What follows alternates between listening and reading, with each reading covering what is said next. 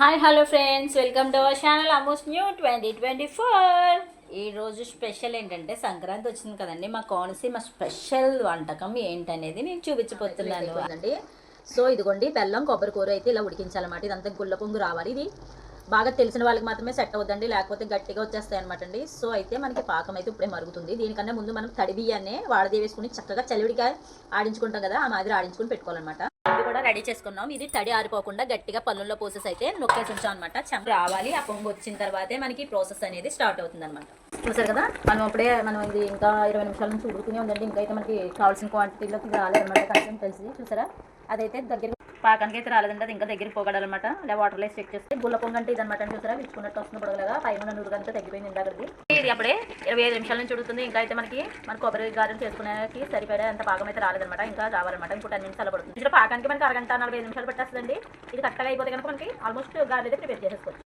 చూసారా, గుల్ల పొంగ అంటే ఇదనమాట అండి. ఇలా రావాలి, ఇలా వస్తేనే మనకి కరెక్ట్గా అయినా. చూడండి ఫ్రెండ్స్, మనం ఇలా చేసుకున్నప్పుడు ఇది ఏంటంటే వాటర్ చెకింగ్ చేసినప్పుడు అది విడిపోకూడదు అనమాట. విడిపోకుండా అలా వండయ్యే వరకు మనం చూసుకోవాలి. అప్పుడే కరెక్ట్గా వచ్చినట్టు. చూసారా, ఇప్పుడు అయితే మనకి కొబ్బరి ఉండ మాదిరి అయింది కదా, అలా ఉండాలి. ఇలా ఉంటే మనకి కరెక్ట్. పచ్చి నూనె అయితే కాస్త వేయాల్సి ఉంటుంది. 50 గ్రామ్స్ వరకు పచ్చి నూనె ఇందులో వేసుకోవాలి. అయిన తర్వాత మనం ఇలాగా పిండి వేస్తూ కలుపుతూ ఉండాలన్నమాట. లేకపోతే ఉండకట్ట పిండిని అయితే మళ్ళీ చేతులతో అలా పిండి వేస్తూ ఉంటే రుద్దాలన్నమాట. దీనికోసం మా హస్బెండ్ ఉండకట్టకుండా కలుపుతూనే ఉండాలన్నమాట అండి. అప్పుడు అది ఎంత పడుతుంది అనేది ఆ పిండి థిక్నెస్ వచ్చేంత వరకు వేయాలన్నమాట. దీనికైతే మనకి కేజీ బెల్లానికి కేజీన్నర పిండి అయితే పడుతుందండి. ఎక్కువ ఆడించుకుని ఉంచుకోవాలన్నమాట. ఒక్కసారి పడితే పడుతుంది, లేదు కేజీ బెల్లానికి కేజీ పిండి పడచ్చు.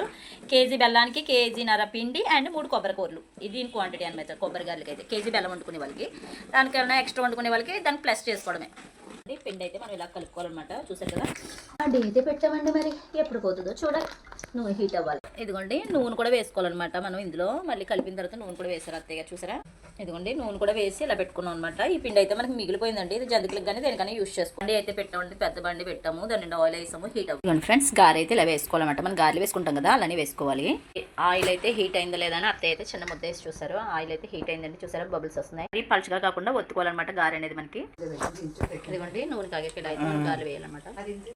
ఇవ్వండి 1 by 1 ఇలా వేసుకోవాలన్నమాట. వేసుకున్న తర్వాత అవి మనకి మంచి గోల్డెన్ బ్రౌన్ కలర్లోకి వచ్చేంత వరకు చూసుకోవాలన్నమాట. ఇలా గోల్డెన్ బ్రౌన్ కలర్లోకి వస్తే ఇవి వేగినట్టు అనమాట అండి. 2 వైపులు ఇలా టర్న్ చేసుకుంటూ వేయించుకోవాలి. చూసారు కదా, ప్రాసెస్ అయితే ఇదనమాట అండి. తర్వాత కంప్లీట్ అయ్యాక మళ్ళీ పెడుతుంది. ఇదిగోండి ఫ్రెండ్స్, ఫైనల్ లుక్లో మనకైతే కొబ్బరి గారెలు ఇవి మామూలువి. ఇవైతే నువ్వు పప్పు వేసి ఇంట్లో వండుకున్నాం అనమాట. అలానే జంతికలు కూడా ఇవి మామూలుగా వండవండి. 2 క్యాన్లు ఇవి పంచిపెట్టడానికి అనమాట. ఇవన్నీ నువ్వు పప్పు లేనివి. ఇంట్లోకి అయితే ఇవి కూడా నువ్వు పప్పులతో ఉండవు. మీ ఇంట్లో మీ సంక్రాంతి పండుగకి మీరే వండుకున్నారో మరి మాతో షేర్ చేసుకుంటారా? చూసారా కదా ఫ్రెండ్స్, పొద్దున్నే ఏ లుక్తో మీకు కనిపించానో, ఈవినింగ్ అయ్యేసరికి ఏ లుక్లో మీకు కనిపించానో. ఇంకెందుకు, మీరు వంటలు చేసి మీరు అలా సిక్ అయ్యారు అనేది చూపించండి. పైన్స్ అయితే మామూలుగా లేవు ఫ్రెండ్స్. చిన్న వాళ్ళు ఏమనుకుంటారో తెలియదు కానీ వండిన వాళ్ళకి మాత్రం పులుసు కారిపోయింది. Please subscribe.